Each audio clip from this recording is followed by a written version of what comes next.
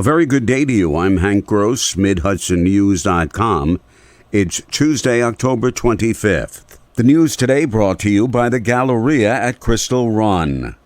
The Hudson Valley cities of Newburgh, Mount Vernon, and Yonkers are among 7 cities to receive state funding to fight gun violence. Through the RISE program, Respond, Invest, Sustain, and Empower, the grants will provide up to $2 million to implement, expand, and improve programs and services that increase opportunities for youth and families, empowering neighborhoods disproportionately affected by gun violence, and improve public safety. Newburgh Mayor Torrance Harvey knows how his city will use the grant.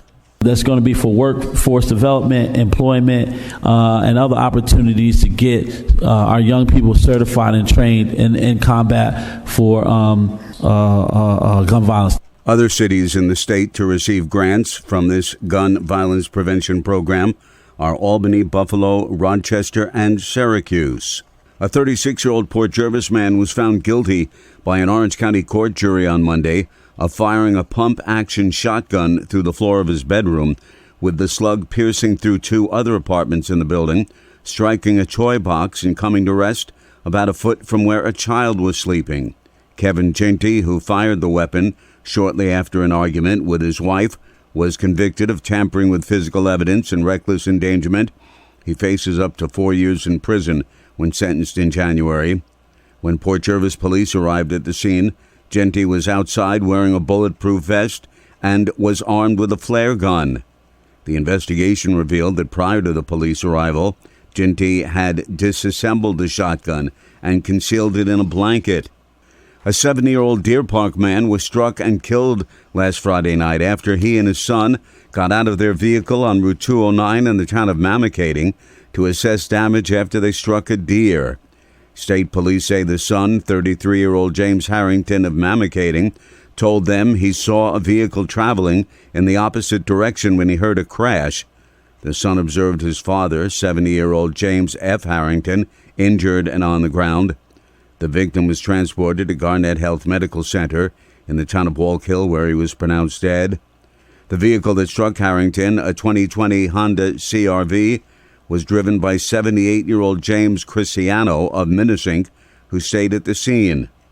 Troopers said Cristiano showed no signs of impairment, and further investigation revealed he was not using his cell phone during the crash. The investigation is continuing. More news right after this. It's time to get spooky with DJ Echo, Gold's Gym, and Selfie Galore at the Galleria at Crystal Run Friday, October 28th for their Halloween Spooktacular. Haunted house, photo booths, even a kids' DJ dance party, and candy while supplies last. But it's only Friday, October 28th from 5 to 7:30 p.m. at the Galleria at Crystal Run in Middletown with DJ Echo, Gold's Gym, and Selfie Galore, Orange County's premier shopping, dining, entertainment, and Halloween Spooktacular destination. Learn more at GalleriaCrystalRun.com. The Dutchess County Drug Task Force has arrested a 34-year-old man on a felony charge of criminal possession of a controlled substance, fentanyl, with intent to sell. The arrest of 34-year-old Sean Phillips was the result of a several months-long investigation into fentanyl sales in the Dutchess County area. The investigation led to a search warrant being executed at a residence in the town of Red Hook, where cash and fentanyl were seized. Task Force Coordinator Detective Sergeant Adam Harris said Phillips is believed to be responsible for the distribution and a significant amount of fentanyl found in counterfeit oxycodone 30 milligram pills in the area, and his arrest is believed to have disrupted a pipeline of fentanyl being transported into Dutchess.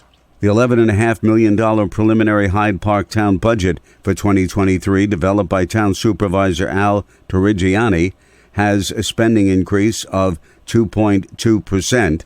Revenue from taxes for the budget is $6.9 million, under the state tax levy limit of just over $7 million.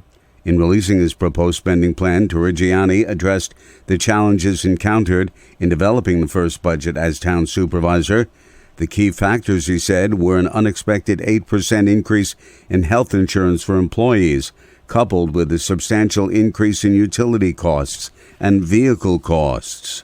The Ulster County Executive's Office has announced the appointment of Brian McGregor as the new county insurance officer. McGregor has worked in the insurance industry for 26 years. He's lived in Ulster County for 40 years. Acting County Executive Johanna Contreras says that he will be an asset to county government. McGregor says his focus will be on risk management and loss control, as well as marketing the insurance coverage.